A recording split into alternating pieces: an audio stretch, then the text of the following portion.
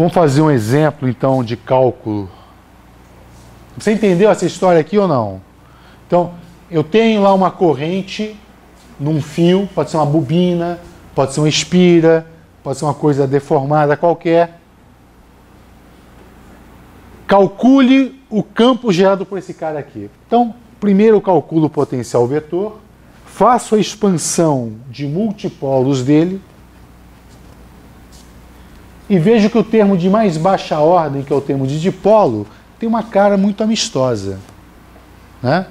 Então, tudo que eu tenho que fazer é saber calcular o seu momento magnético. Dado que eu calculei o momento magnético, eu calculo o potencial vetor. A física não está aqui ainda, lembra? A física está no B. Então, na verdade, eu precisaria calcular agora o campo B. Vamos fazer isso já, vai. Vamos calcular o campo B e depois a gente parte para os exercícios.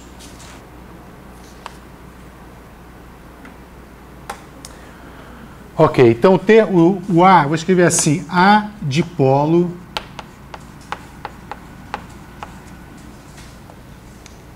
porque na verdade,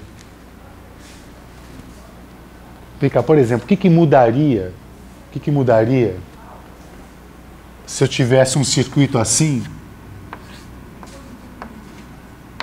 e um circuito assim, ó, mas com o mesmo M? O campo B gerado por esses dois caras será o mesmo? Talvez não, né? Talvez eu tenha distorções gerado por aquela deformação do circuito. E onde é que eu vou ver essa diferença do B gerado por um e pelo outro? No termo de ordem superior, entre o elemento de corrente e o ponto, ele muda de forma distinta de um caso para o outro. Tá? Então, apesar desses dois caras gerarem o mesmo campo de dipolo a longas distâncias, eu não consegui diferenciá-los. Se eu me aproximar o suficiente, eu vejo as diferenças do campo deles, porque eu vou estar tendo o efeito de quadrupolo. A área é o seguinte, pega cada elemento de área e soma, como se fosse vetor mesmo. Na verdade, então você vai ter a projeção, a sombra.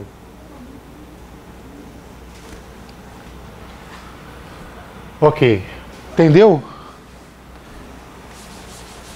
Então eu quero fazer o seguinte, o campo de dipolo, M vetor ER,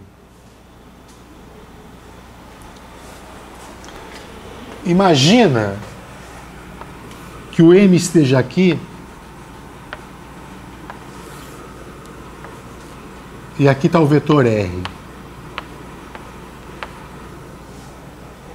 M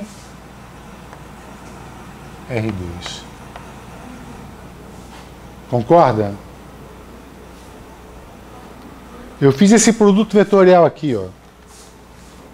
Só que eu resolvi colocar o M na direção Z. Foi isso. Tá?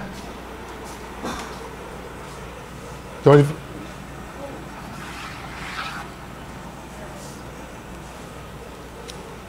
Então agora o que eu quero é calcular o rotacional desse cara. Quem é o B? Você tem que ir lá na primeira página do seu livro, veja quem é o rotacional em coordenadas esféricas de um cara que só tem a componente Fi.